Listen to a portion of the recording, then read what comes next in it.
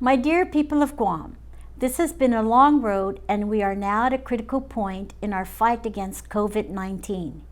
This virus hears no cries, sees no tears, and is willing to consume every measure of air we breathe. Today, we are experiencing the devastating consequences this virus has shown us. Overwhelmed hospitals, strained nurses, exhausted doctors, isolated families, and too many precious lives lost and whose loved ones are left to grieve.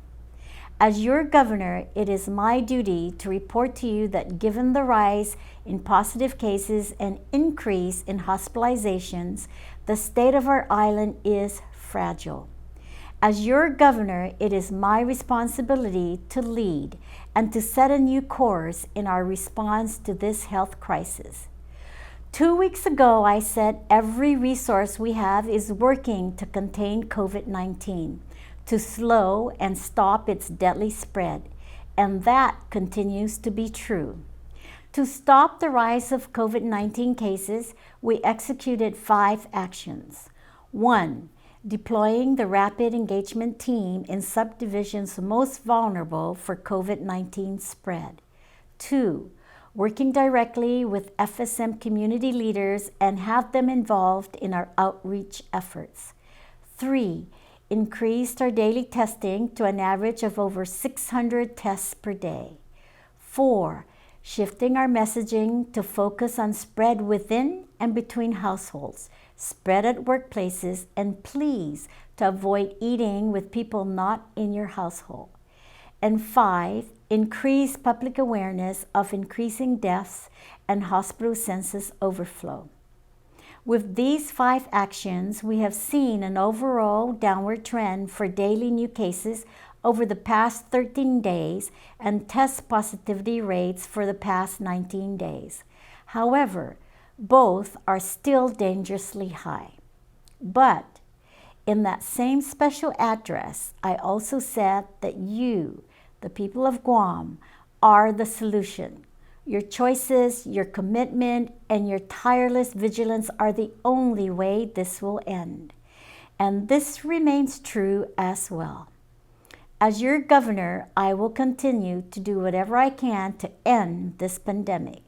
But I need your help. Several months ago, we introduced the COVID Area Risk Score, also known as the CAR score. We utilized this score to determine the risk of travelers introducing the virus from their point of origin, and it was effective at calculating that risk. To aid in our response efforts, we have updated the CAR score to take into account our incidence of new cases, how well our testing is able to identify these cases, and the rate of spread. At the time of this recording, our CAR score is 9.8. This means that viral transmission within our community is high. Under normal circumstances, we would be using this time to prepare for Thanksgiving and Christmas, gathering with our friends and families.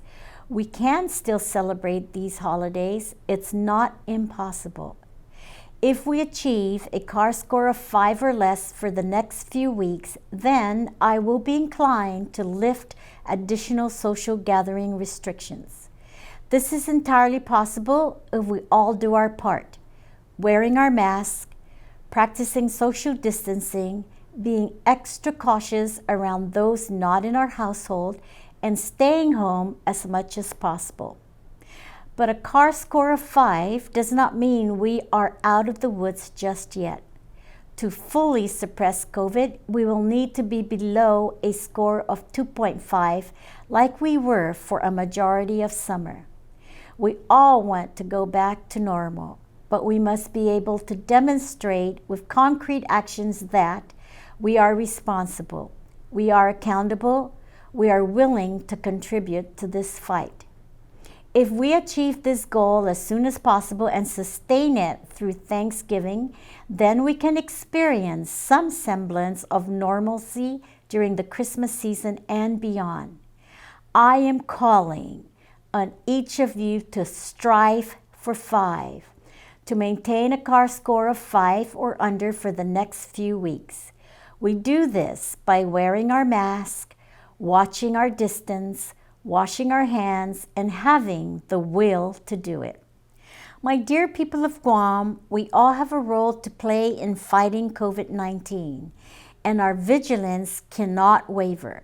We have overcome every adversity we have been faced with, and this pandemic should be no different. We can get through this together.